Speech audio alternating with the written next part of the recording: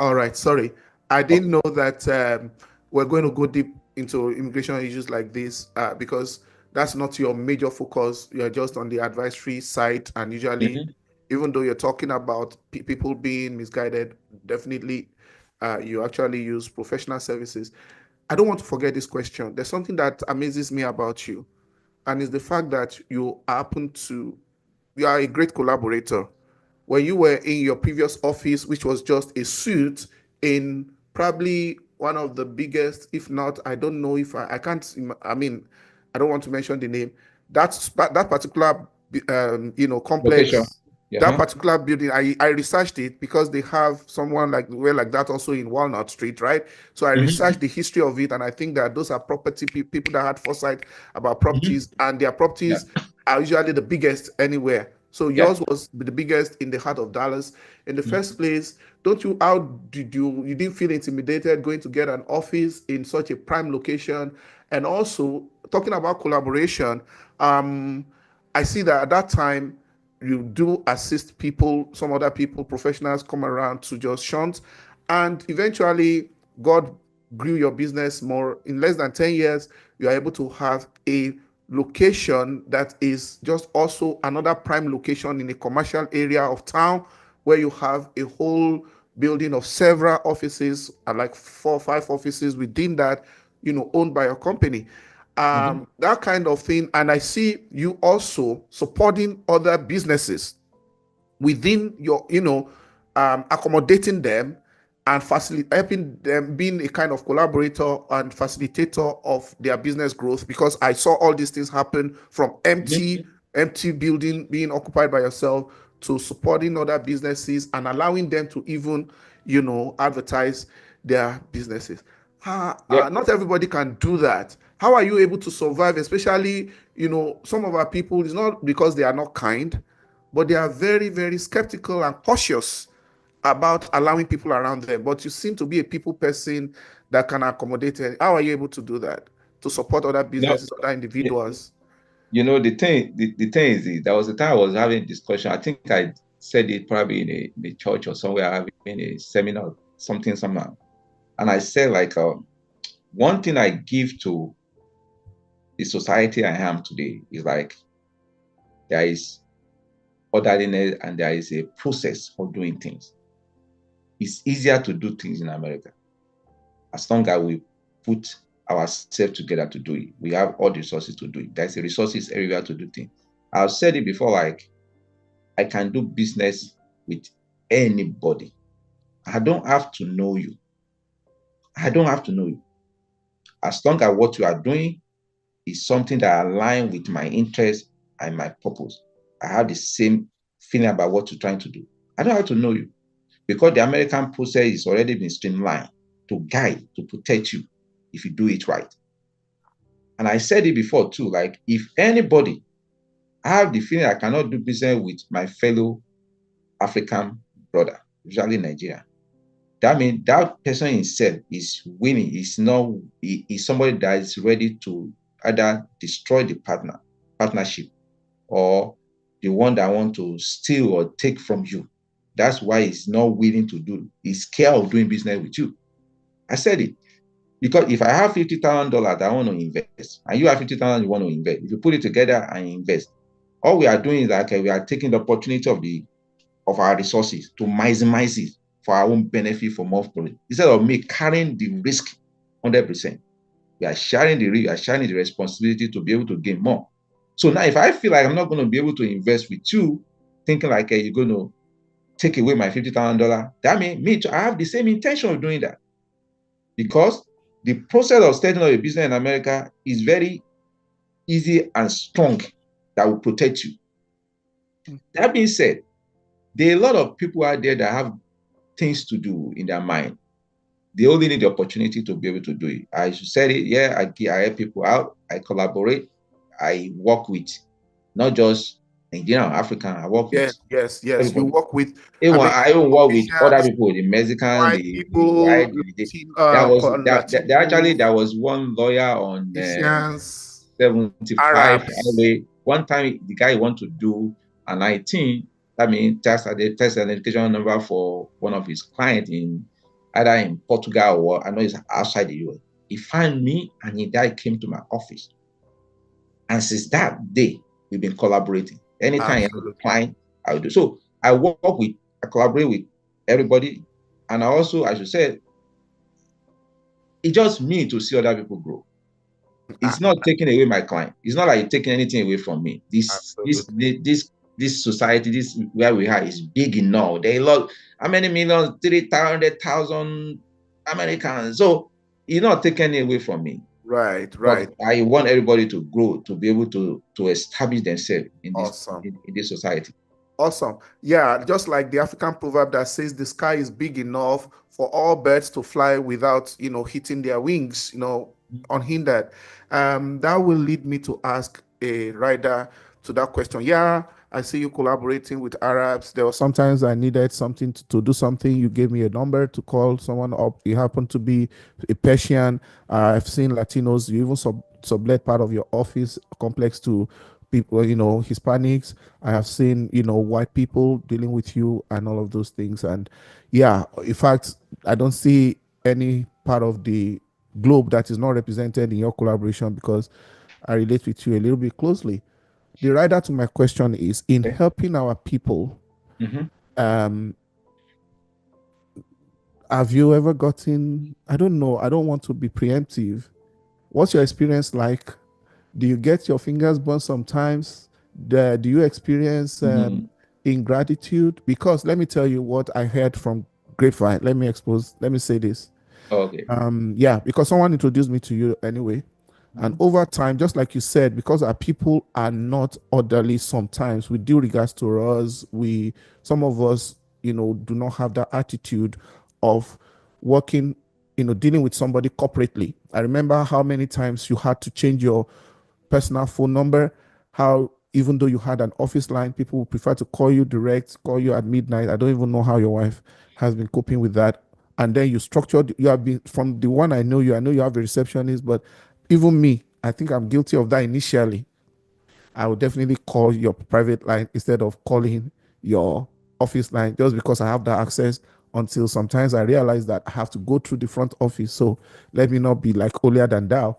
And some people get frustrated because they are not talking business with them. You have a website, your address is on Google. I see your emails, your auto-generated emails, reminders. Everything is you are fully set up online.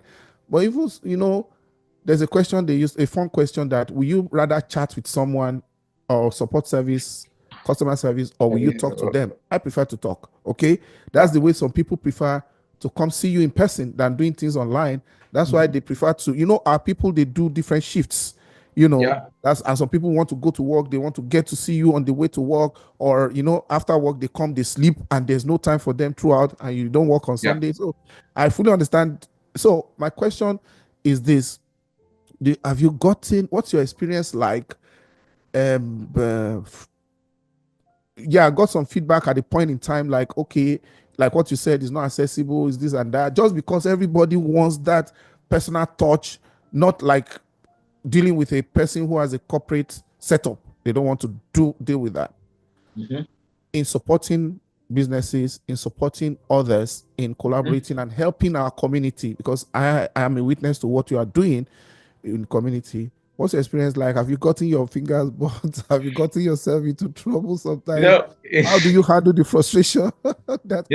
One thing that makes a man, to me, my own philosophy is like how much of those disappointment, unfortunate situation, everything that doesn't work, how much of it can you take? Can you take as part of the process to build you, to make you who you are? Do you have the backbone, the tenacity, the capacity, or to carry all those stuff? Because it's going to come. It's going to come. There is no way it's not going to come. If you still want to be relevant in what you're doing, no matter what kind of business you're doing, small, big, even in a personal relationship, it's going to come.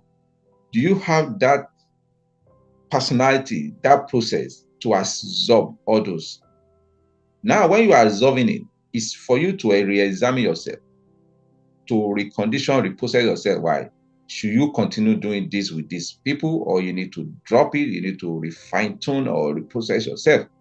So all these things you're saying, yeah, I've encountered my share. There are still some I'm still going through right now that probably you are aware of. So there are still some I'm still going through right now. I'm still trying to resolve right now. Now, what causes it? It's just me helping people out, go do it, I give my account, go buy this, go that, go pay.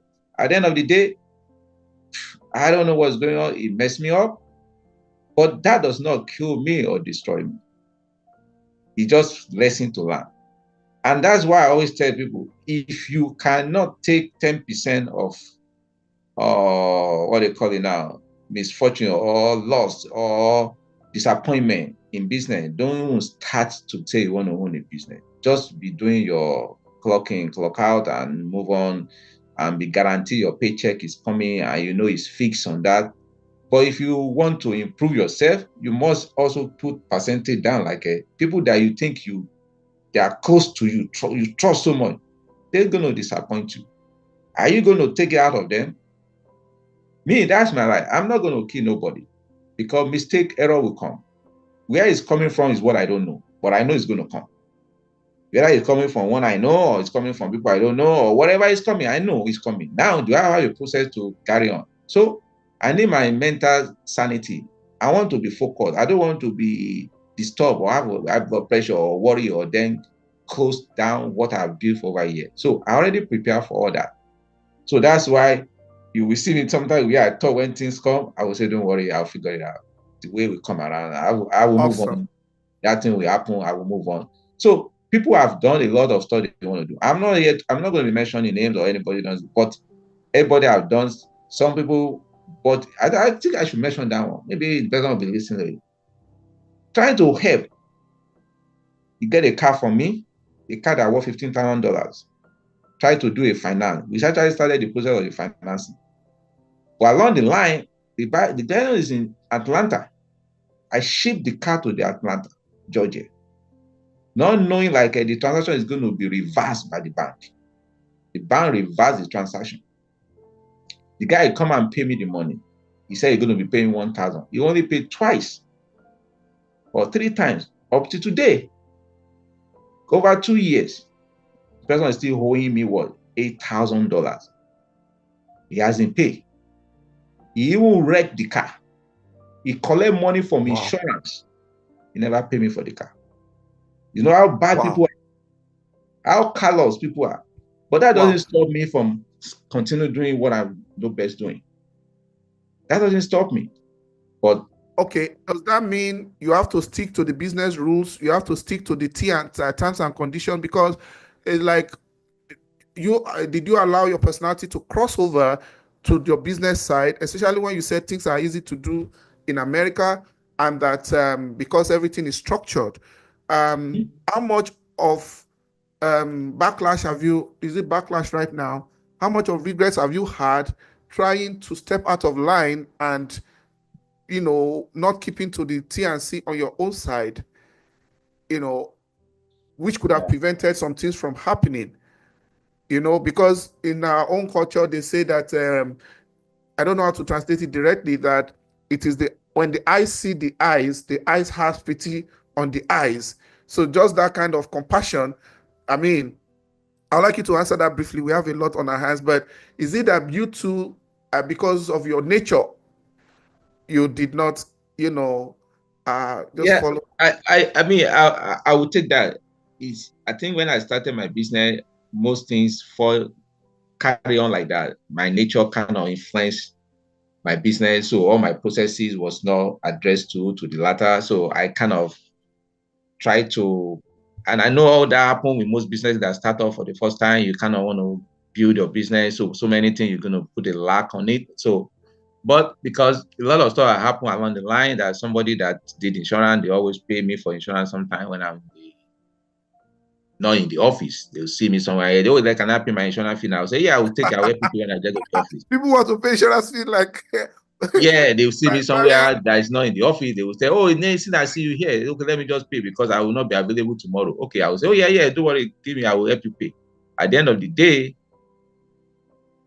at the end of the day, something will happen on the line. It will not turn like a insurance denying the claim because non-payment. And I say, oh, I'll pay Mr. Dipo, so. I mean, I know one insurance company that kind of canceled the appointment because of that. Because of what I just said. I lost that company up to today. I never get it back. And those are one of the good companies that I could like keep for a very long time. I mean, so the thing I'm saying is like a backlash, processing, but as much as I'm trying to make people understand, like, it's not me. It's about the process. Right. So you learned your lessons along the way, in short. Mm-hmm.